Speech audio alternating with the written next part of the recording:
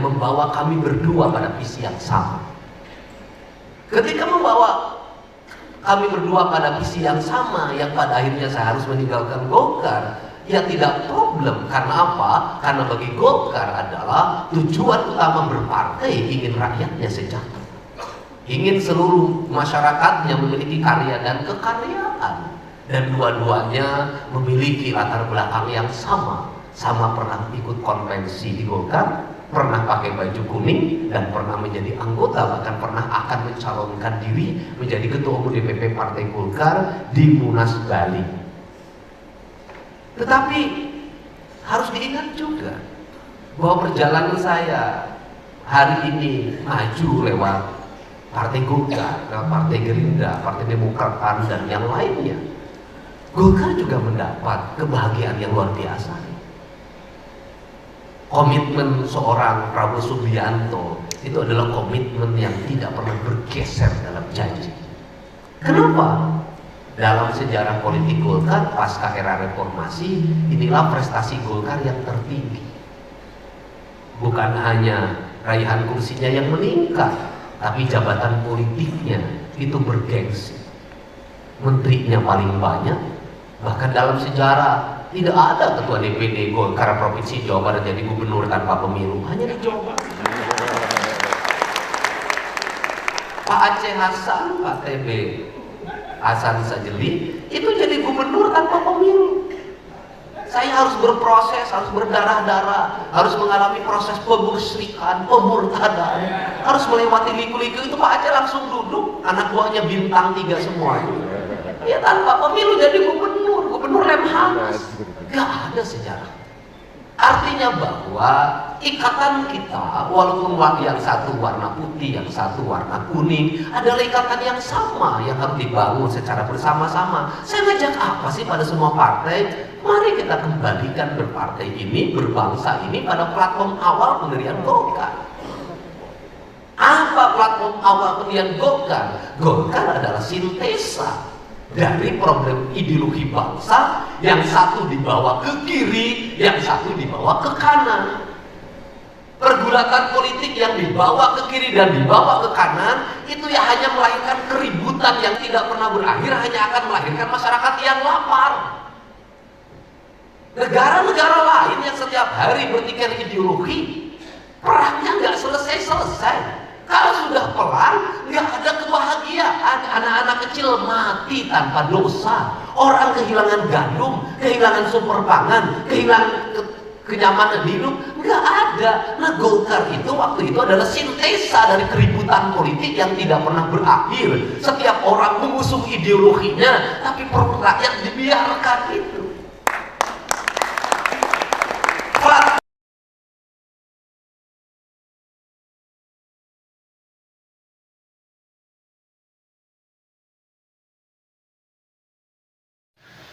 Assalamualaikum warahmatullahi wabarakatuh. Sahabat lamunan Hatta Islami Channel di mana saja berada, sehat walafiat ya. Ada ramang sadayana, pada sararehat sadayana. Mudah-mudahan kenging panang tayungan Allah Subhanahu wa taala. Amin ya robbal alamin. Sahabat dan saudara-saudaraku di mana saja berada, khususnya buat orang Jawa Barat, ini teman-teman yang di Jawa Barat ya, se-Jawa Barat ya. Dara ramang sadayana inya, orang Bogor, kumaha Bogor, dara ramang Bogor, aduhnya kangen ya ke Bogor. Pada kesempatan ini kita masih bersama Kang Deddy Mulyadi ya, Bapak Aing sebagai calon gubernur Jawa Barat nomor 4 ya. Yang saat ini atau pada kesempatan ini beliau melakukan konsolidasi kepada partai golongan karya atau Golkar ya. Ini menyampaikan visi dan misinya, menyampaikan kesamaan tujuan ya, menyamakan tujuan ya, juga menyamakan visi dan misinya, dan mudah-mudahan konsolidasi ini akan menambah puing-puing suara buat Kang Deddy Mulyadi dan memantapkan posisinya nanti ya, menjadi pemenang terbanyak pada pemilu serentak yang akan datang. Sahabat wargi sadaya, jangan lupalah ya, pokoknya kita dukung, kita rojong, kita samakan visi dan misi, kita satukan visi dan misi, kita bulatkan pilihan, kita colok bareng-bareng nomor 4 ya, agar hasil pencolokannya tidak ngawur kemana-mana. Di nomor 4 semua ya. Nanti ngitungnya gampang, pemenangnya juga gampang, dan mudah-mudahan Jawa Barat akan menjadi lebih baik di bawah kepemimpinan Kang Deddy Mulyadi. Siapa yang tidak kenal dengan Kang Deddy? Geus teu birak deui pokona mah lah. Geus kakoncara kajana pria ya. Geus pokona mah geus apal sadayana lah nya ka Kang Deddy Mulyadi. Dan sifat itu bukan hanya baru-baru sekarang saat mau mencalonkan, tapi ketika jadi bupati pun 2 periode seperti itu. Ketika jadi anggota DPR, MPR juga seperti itu ya. Dan saat ini pun melakukan hal-hal yang sama. Dan itu mudah menjadi kebiasaan dan menjadi sistem kehidupan dari Kang Deddy Mulyadi yang selalu ingin tahu warganya, selalu peduli kepada warganya, dan tidak mau katanya, tapi harus aku lihat sendiri. Itulah ya Kang Deddy ya, sangat bermasyarakat, sangat dekat dengan warga. Mudah-mudahan kedekatan ini akan menambah keyakinan kita untuk lebih memilih Kang Deddy Mulyadi. Nah, untuk lebih dekatnya atau lebih jelasnya, yuk kita simak bagaimana Kang Deddy konsolidasi dengan Partai Golkar, bagaimana misi dan misinya kita perlu ikuti, karena kita juga harus tahu ya sebagai masyarakat dari apa yang akan dikerjakan, tujuannya apa, dan akan bagaimana kelak nanti ya setelah jadi gubernur. Baik, selamat mengikuti, semoga bermanfaat penghilapnya. Nomor 4, yuk kita colok bareng-bareng. Terima kasih bagi yang sudah subscribe, mudah-mudahan Allah beri kemudahan, Allah beri banyak rezeki, dan Allah beri umur yang panjang. Amin ya Rabbal Alamin.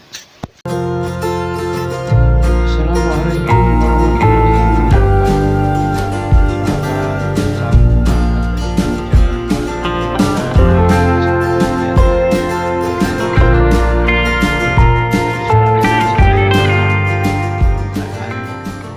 Baik, bismillahirrahmanirrahim. Assalamualaikum warahmatullahi wabarakatuh.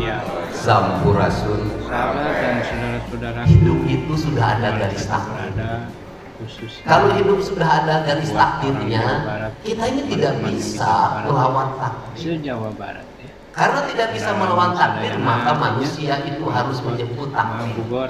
Ketika manusia menyebut takdir, maka ada satu hal dalam hidup kita, jangan sia-siakan kesempatan karena hanya datangnya satu kali. Pada kesempatan ini Saya hari ini menjadi orang yang dianggap paling populer untuk calon gubernur, bukan hanya di Jawa Barat, tapi lintas berbagai daerah dengan tingkat elektoral yang kepercayaan yang sampai 75,6%. Dan sebelum pendaftaran tingkat elektabilitasnya 80,1%, karena sebelum ada orang lain konsolidasi. Nah, kemudian kenapa itu terjadi? Ya, jujur-jujur saja. Itu terjadi karena pertautan jiwa antara saya dengan Pak Prabowo. Pertautan jiwa apa? Sesungguhnya ada kesamaan visi, ada kesamaan misi, dan ada sebuah orientasi yang besar bahwa hidup ini harus didedikasikan bagi kepentingan bangsa. Pak Prabowo itu lebih luar biasa lagi ucapannya. Ucapannya adalah dia bermimpi pada suatu saat, saya nggak mau cerita. Dia ingin meninggal dalam keadaan bangsa ini sudah sejahtera. Dukung, kita sebuah rojong obsesi bagi seorang bersama ideolog visi di dan negeri misi, ini yang kita seluruh satukan pikirannya visi dan hanya untuk misi, negara, kita untuk bulatkan bangsa, pilihan, dan secara colok kebetulan ada pandang, pertemuan yang tidak diduga yang pada akhirnya membawa kami berdua pada visi yang sama. colokannya tidak ngawur Ketika membawa di nomor 4 semua. kami berdua pada visi yang sama, yang pada akhirnya saya harus meninggalkan Golkar, ya tidak problem. Karena apa? Karena bagi Golkar adalah tujuan utama berpartai ingin rakyatnya Siapa sejahtera, yang tidak kenal dengan ingin seluruh masyarakatnya memiliki karya dan kekaryaan, dan dua-duanya memiliki latar belakang yang sama. Sama pernah ikut konvensi di Golkar, pernah pakai baju kuning, dan pernah menjadi anggota, bahkan pernah akan mencalonkan diri menjadi ketua umum DPP Partai Golkar di Munas Bali. Jika jadi anggota Tetapi DPR, MPR harus diingat juga dan bahwa perjalanan saya saat ini pun hari ini maju lewat itu mudah menjadi Partai Golkar, Partai Gerindra, Partai Demokrat, dan yang lainnya. Golkar juga mendapat kebahagiaan yang luar biasa.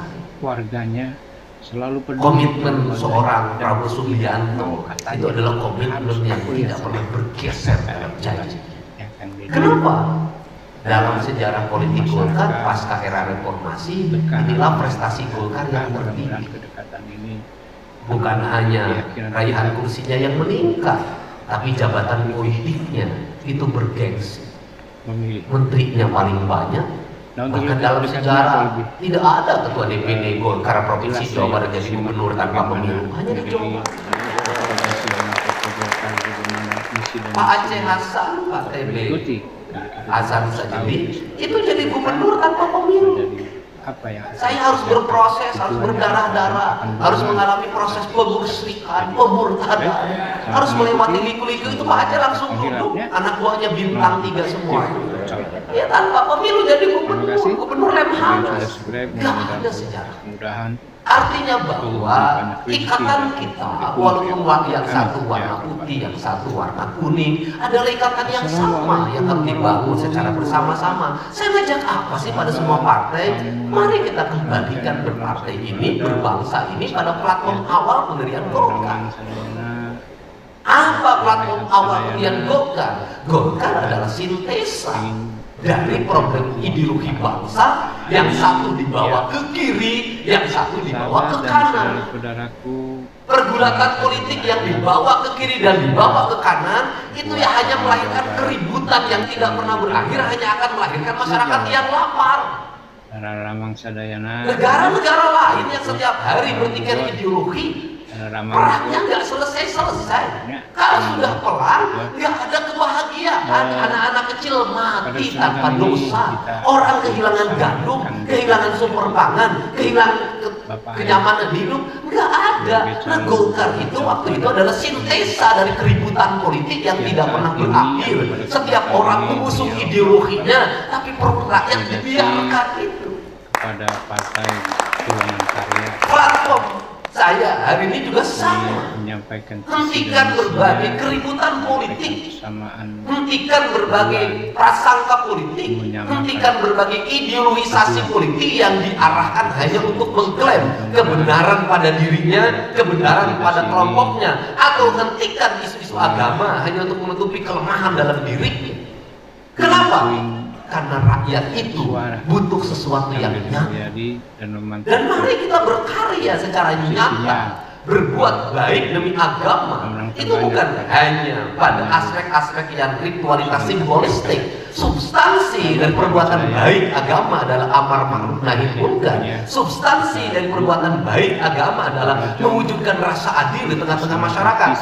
Tetapi yang terbalik, jangan terjadi sebaliknya. Politisisi agama menggunakan simbol-simbol agama untuk memperkuat dirinya, tapi giliran nyusun anggaran, senangnya hibah pada yayasannya saja. Ngawur kemana-mana. Di nomor 4 semua. Senangnya hibah pada kelompoknya saja. Kenapa? Mari kita bukakan pada masyarakat agar apa?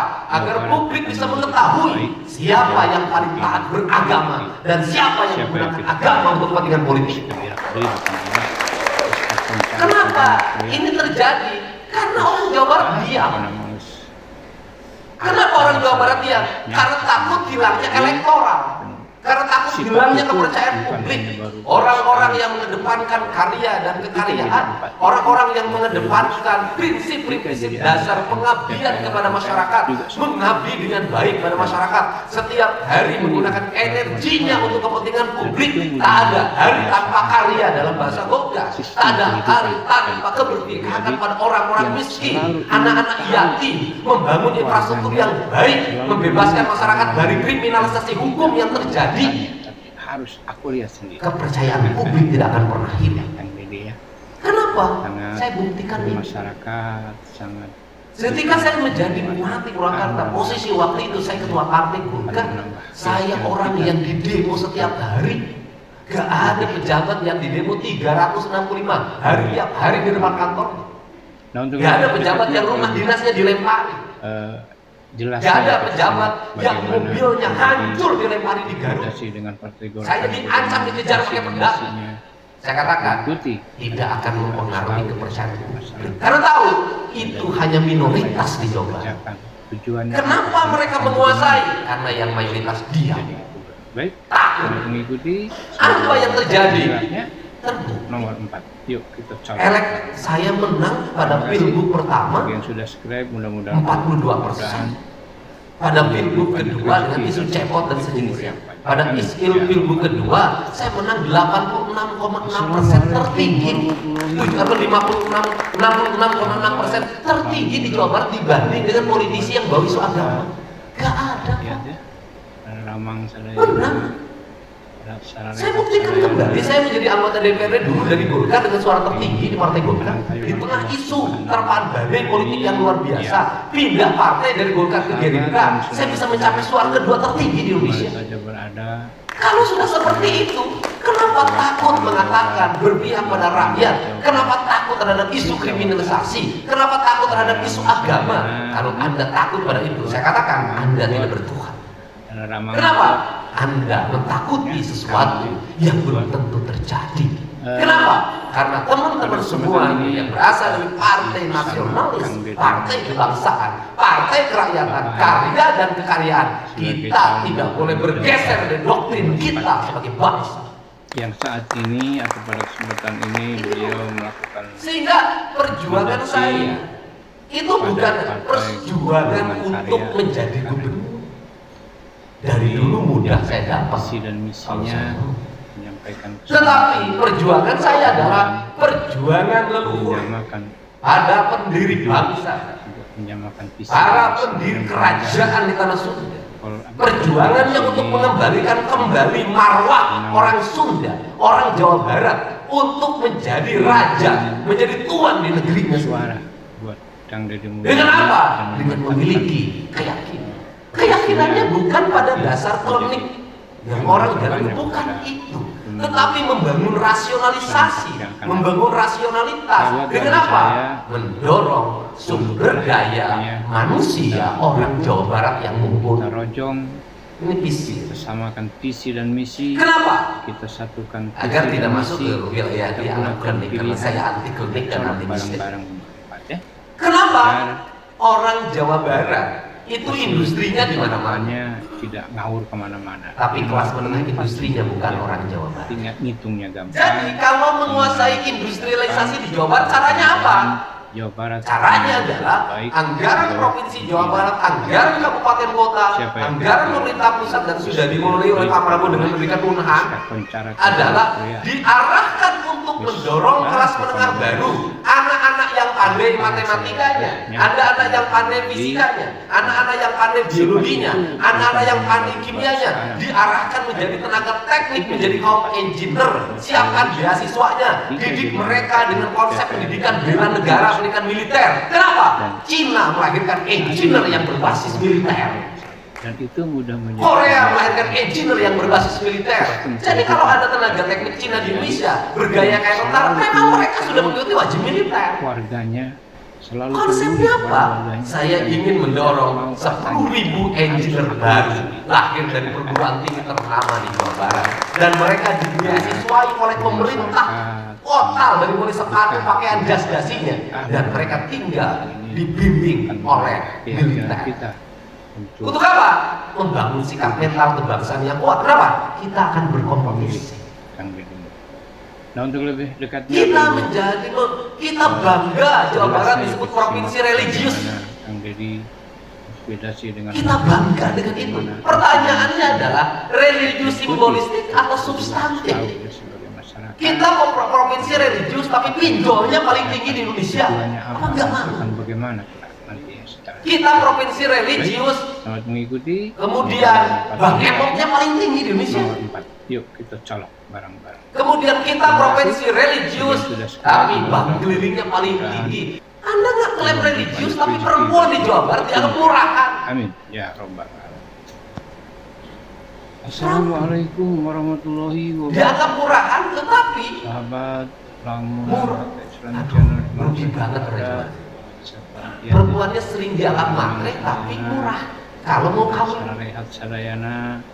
Mudah-mudahan silakan pergi ke Sulawesi, ingin kawin. tayungan Baru tunangan semiliar banget panai. Amin ya Rabbal Alamin. Orang lain mah Sahabat dan silahkan di Arab Saudi mahal. Kemana saja Di Jawa Barat berada, asal awewe jeung lalaki suka sama suka cukup buat orang sajadah Jawa jeung mau Barat, kena. teman-teman yang di Jawa Barat ya, se-Jawa Barat. Setelah itu mereka bercerai, lahirlah anak pertama, lahirlah anak kedua, jadi beban orang tua.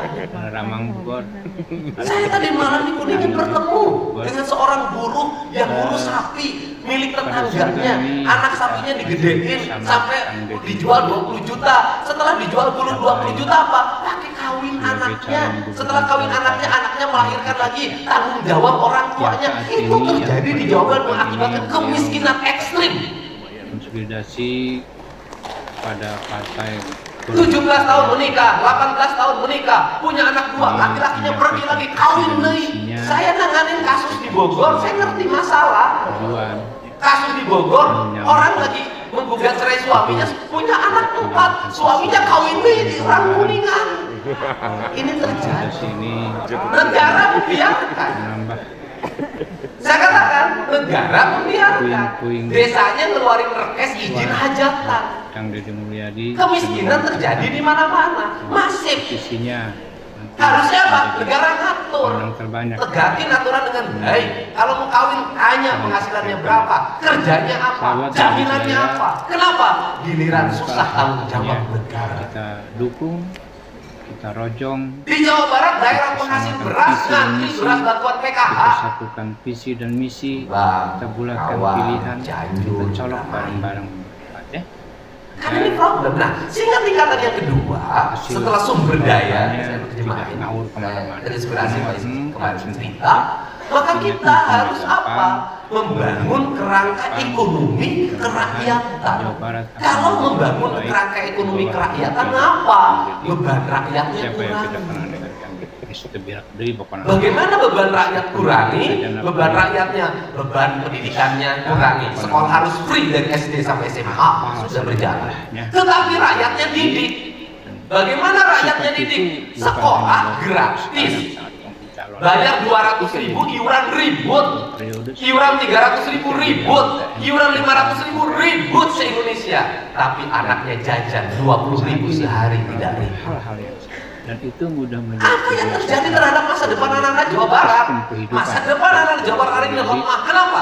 Anak-anaknya tiap hari jajan, bayar pulsa, kredit motor. Dan tidak mau katanya. Negara harus intervensi sekolah, harus bisa melahirkan sistem pendidikan yang membebaskan anak-anak dari ketergantungan motor, membebaskan anak-anak dari ketergantungan HP, membebaskan anak-anak dari ketergantungan makan tidak bergizi. Kenapa? Ancaman penyakit miom segala macam akibat salah makan terjadi. Rumah sakit penuh, saya punya data kok. Akibat pola hidup yang salah. Untuk itu pendidikan bukan hanya sekolah, harus mengajarkan anak-anak pola hidup yang sehat, makan yang sehat, sistem ekonomi yang tertata. Negara membebaskan mereka dari pembiayaan sekolah, tapi orang tua harus memerdekakan anaknya dari ketergantungan terhadap uang dalam setiap hari. Bagaimana kelak nanti? Kenapa? Ini sistem Pak. Anda nggak tahu konspirasi. Menghilapnya. Bagaimana? Negara-negara kayak Indonesia generasinya Terima dilemahkan. kasih. Dihancur. Subscribe mudah-mudahan. Kenapa? Karena mereka tahu sumber daya ekonomi kita tinggi agar mereka menguasai. Caranya apa? Berubah. Bikin dan sangat memiliki orientasi terhadap sekolah SMA Taruna Nusantara, maka sistem SMA Taruna Nusantara harus masuk sampai tingkat SD dan TK. Bukan hanya kenapa? Karena itu hanya sebagian kecil. Masuk di situ berapa orang? Sedangkan rakyat kita jutaan. Semua sekolah sistemnya harus seperti Taruna Nusantara. Gak ada lagi sekolah favorit dan sekolah favorit. Semua harus sama setara. Kenapa? Hari ini terjadi perbedaan dengan 10 tahun, 30 tahun yang lalu. Dulu zaman Pak Yud muda, anak-anak orang miskin bekerja keras. Ngambil kayu bakar, ngambil air, pelihara domba, pelihara kambing. Tiada hari tanpa bekerja. Orang tuanya galak, telat mandi dikebukin, telat sholat dikebukin, telat ngaji dikebukin. Kemudian setiap hari dididik orang takut sama orang tuanya, sehingga dia bekerja keras. Di sekolahnya juara pertama, hidupnya efisien, bisa kuliah walaupun biayanya tidak punya. Jadi aktivis organisasi, jadi HMI, jadi PMKRI, jadi GMRI, ngerti pergaulan, tahu terhadap abang, kakanda, ibunda, jadilah pengurus KNPI, jadilah pengurus AMS, AMPI, jadilah para anggota dewan kelas itu berdasarkan nomor urut akhir kelas menengah dari anak-anak orang miskin. Hari ini menambah anak orang miskin kerja tiap harinya motor-motoran. Kenapa? Kenapa? Dapurnya sudah pakai LPG 3 kg, nggak perlu lagi ngambil kayu bakar. Menjadi pemenang terbanyak. Anak orang miskin tidak bisa lagi nimbah kerek. Kenapa? Sudah pakai sabun. Sahabat wargi sedaya. Anak orang miskin tidak bisa lagi masak. Kenapa? Masaknya pakai biji koko. Setiap hari mereka kumpul, ingin jadi TikToker, tidak semuanya berhasil. Ingin jadi YouTuber, tidak semuanya berhasil. Mereka mengumpulkan aktivitas yang jelas. Nongkrong di warung, nongkrong di saung, motor-motoran, kehamilan muda, perkawinan dini terjadi di mana-mana. Kemudian masuk berpolitik, mohon maaf, agak susah hari. Kenapa? Pemilihan secara langsung perlu biaya, perlu konektivitas. Akhirnya yang jadi anggota DPR anaknya, bapaknya politisi, yang jadi bupati anaknya bupati. Kenapa? Karena negaranya sudah tidak mungkin orang-orang miskin mengambil akses. Kenapa? Perlu biaya dalam berpolitik. Jujur. Jujur. Sifat itu. Jadi ke depan anak orang kaya itu akan semakin mendapat kualifikasi. Kenapa? Bapaknya DPR menang gaji ke negara, induknya DPR menang gaji ke negara, anaknya DPR menang gaji ke negara. Produktivitas industrinya jalan, pertaniannya jalan, anak-anaknya disekolahin di luar negeri, disekolahin di pesantren yang pesantrennya ketat pendidikannya. Anak orang miskin tidak punya akses. Inflasi terjadi berpengaruh pada mereka. Kenaikan upah anggota DPR, kenaikan tunjangan anggota DPR berpengaruh pada mereka. Mereka nggak punya akses ini. Ini akan ada ancaman baru lahir, disparitas ekonomi. Yang kaya makin kaya, yang miskin makin miskin. Orang kaya jadi anggota DPR makin kaya, orang kaya jadi bupati makin kaya. Kenapa? Tidak koruptif jadi bupatinya, industrinya lancar tiap hari, pabriknya nggak dipakai lagi. Kenapa? Di mobil dinasnya sudah dibensinin, sopirnya sudah dibayar oleh negara, tempat tidurnya sudah dibeliin. Wah, duitnya nyandung tuh. Bagaimana misi dan misi kan ekonomi. Kan ini caranya gimana?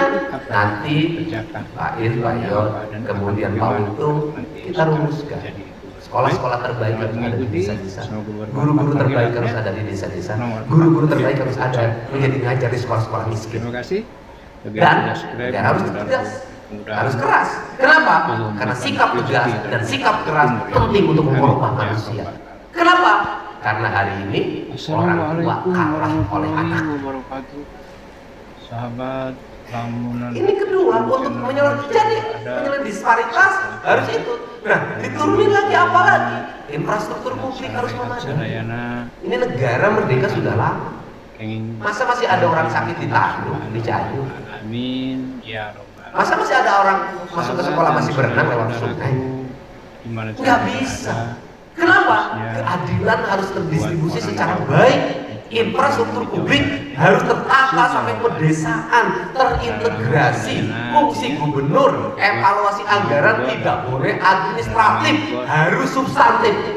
kangen. Kalau administratif hanya memenuhi persyaratan administratif, administratifnya terpenuhi kabupaten ini, alokasinya ini. Saya tidak. Saya akan tanya kabupaten itu, Anda kebutuhan dasar dari masyarakatnya apa? Selesaikan 100% dulu, baru Anda program yang lain. Jangan dulu ada program-program yang di luar kebutuhan dasar masyarakat.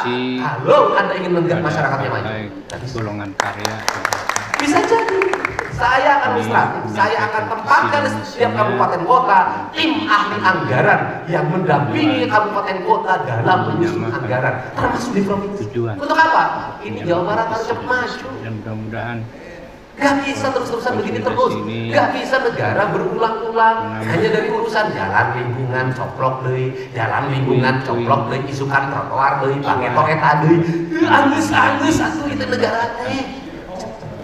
Posisinya nanti menjadi terkoneksi pemenang terbanyak dan nanti Dewan harus memiliki hak untuk memperjuangkan kepentingan publik. Porsinya bukan urusan porsi dana aspirasi 10 miliar, bukan itu menurut saya. Porsinya adalah apa yang diteriakan oleh anggota DPR tentang konstituennya.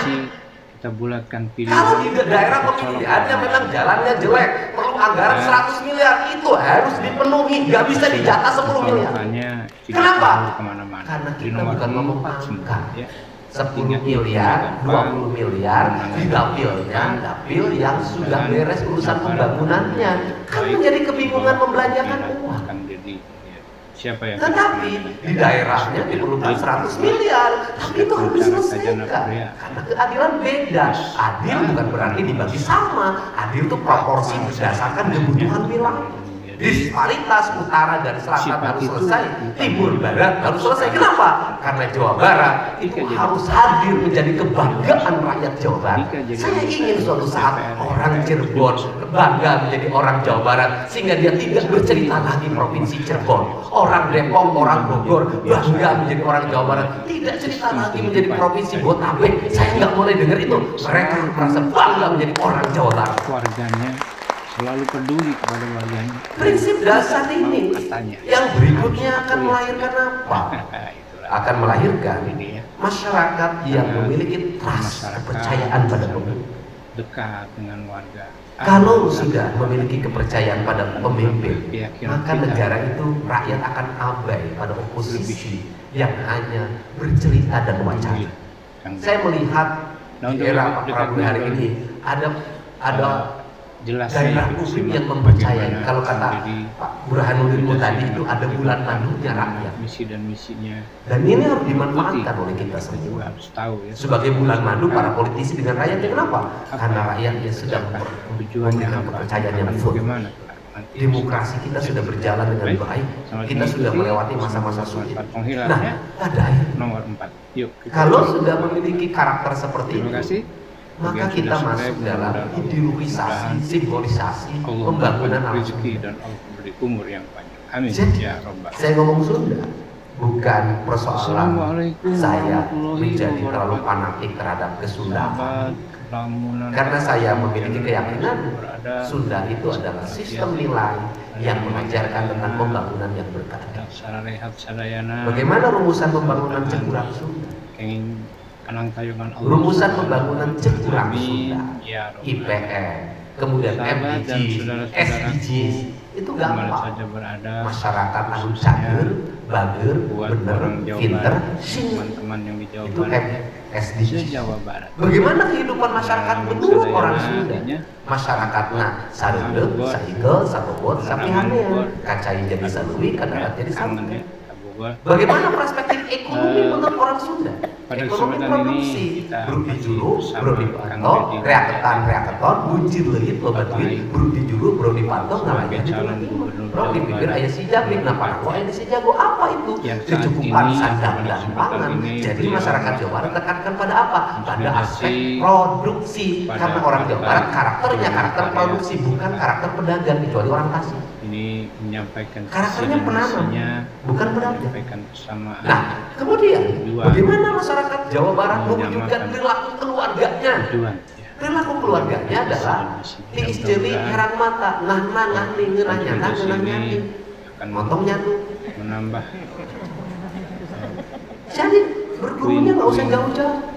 Kerangka ini harus dibangun. Nah, karena kerangka ini harus dibangun, maka saya sampaikan perjuangan kita untuk mewujudkan mimpi indah tentang Jawa Barat sebagai provinsi yang, mohon maaf, sahabat wargi satu, saya, alamnya paling subur. jangan lupa lah ya, pokoknya kita dukung. Dua, masyarakatnya paling patuh dan paling baik. Samakan visi dan misi, Bahkan satukan cenderung visi dan misi, terima anu takdir. kita bulatkan pilihan, kita colokkan Kasus bareng Vina ya. itu menjadi sesuatu yang sangat luar biasa, Hasil menjadi berita colokannya besar. tidak ngawur Itu kemana-mana. siapa Di pelopor nomor yang satu, paling keras ya. ngomong? Orang-orang Tinggal Batak. ngitungnya gampang, pemenangnya juga gampang. Sampai terakhir Mudah-mudahan operasi itu. Jawa Barat akan menjadi lebih Kenapa? baik di bawah Padahal saya kepemimpinan berulang-ulang, Jadi, itu kejahatan siapa yang kita tertinggi kenal dalam juga. kemanusiaan Kita Indonesia. dari pokoknya malah Saya katakan hakul sekarang yakin itu bicara kejahatan pidana tertinggi Korea. sepanjang Indonesia merdeka. Bahkan Belanda sekalipun, ini adalah kejahatan Apa hukum salah yang yang tertinggi. terakhirnya Makanya saya paling ngotot, kenapa? Orang Sifat di itu penjara baru tanpa sekarang. salah sedikit pun, penjaranya seumur hidup, hukumannya rata. Jika jadi anggota MPR. Kenapa saya ngotot? Juga Karena apa? Kalau ini dibiarkan, maka orang akan menganggap kriminalisasi adalah hal yang biasa, dan itu bisa menimpa siapa saja. Kalau penjaranya 5 tahun mungkin saya anggap apes, kalau penjaranya 8 tahun saya anggap apes, tapi penjaranya seumur hidup saya nggak ada toleransi, saya bela sampai kapan. Kenapa? Ini menyangkut martabat kemerdekaan manusia. Dan kalau dibiarkan, itu akan menimpa anak saudara. Itu akan menimpa siapapun di negeri ini, di Jawa Barat ini. Dan orang akan menganggap gampang mengkriminalisasikan orang Jawa Barat, karena orang Jawa Barat tidak punya nyali dan tidak punya solidaritas. lebih Itu memilih. perlu ada keberanian. Orang Jawa Barat Dan harus dibangun dekatnya nyali, atau lebih- nyali, nyali.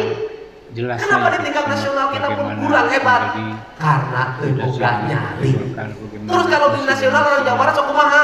Tarak silih bantuan, kadang-kadang silih jongklokeun. dan apa yang harus kerjakan, Beda dengan orang tujuannya Jawa. apa dan akan bagaimana. Harus dirubah. Kenapa? Perut trigger. Nah, karena itu saya sampai pada tingkat bukan memiliki kepercayaan berlebihan, tingkat kebahagiaan. Terima kasih bagi yang sudah Kenapa? subscribe, mudah-mudahan Karena hari ini mudah-mudahan kita masuk pada Allah sebuah memberikan masa rezeki dan di mana umur publik yang panjang. itu Amin. mulai tersadarkan dan mulai menginginkan kepemimpinan Assalamualaikum yang diharapkan. warahmatullahi wabarakatuh. Sahabat, Apa yang muncul? Berbagai gerakan politisasi agama, black campaign, dengan isu SARA hari ini tidak mendapat tempat dan dirujak oleh warga Jawa Barat. Kenapa? Mereka tahu, penantayungan Allah bosan. Subhanahu wa Ta'ala. mereka Amin. jenuh, Ya Rabb. mereka ingin ada pemimpin yang mewakili diri mereka. Di mana saja berada, Ini baru. khususnya Dulu 5 tahun yang lalu nggak bisa Jawa begitu. Barat. Sekarang, nah ini kan publik, trust publik yang sudah tercerahkan, dan ini kesempatan bagi para politisi untuk mengembangkan politik sehat, politik berbasis kerakyatan, politik yang berbasis digital. Nah, terakhir saya katakan, berpolitik memenangkan di era sekarang jauh lebih murah dan lebih mudah. Deddy Mulyadi Dulu pendekatannya ke ormasan, sebagai calon pendekatannya ke Jawa Barat organisasi, nomor 4 ya. pendekatannya ke Yang saat tokohan. ini atau Hari pada ini kesempatan tidak, ini beliau sudah melakukan berkurang. Kenapa? konsolidasi Tokoh sentral politiknya pada bernama partai Mbah golongan Sugeng. karya atau Golkar. Tokoh sentral Beliau politik menyampaikan Indonesia visi dan adalah misinya, Mbah YouTube. menyampaikan kesamaan, Tokoh sentral politik Indonesia adalah Mbah TikTok. menyamakan Inilah tokoh sentral politik tujuan, Indonesia. juga menyamakan Siapa visi dan misi. yang bisa bersahabat dengan Mbah YouTube, Konsolidasi Mbah ini, TikTok, Mbah Facebook, Mbah Twitter, dengan mbah-mbah ini, dan mampu membangun empty market yang baik dan lakukan secara ikhlas? Saya katakan, karena politik digital itu adalah politik rasa. Lakukan secara ikhlas, maka nanti akan sampai pada puncak popularity dan elektabilitas. Serentak yang akan datang. Bagaimana?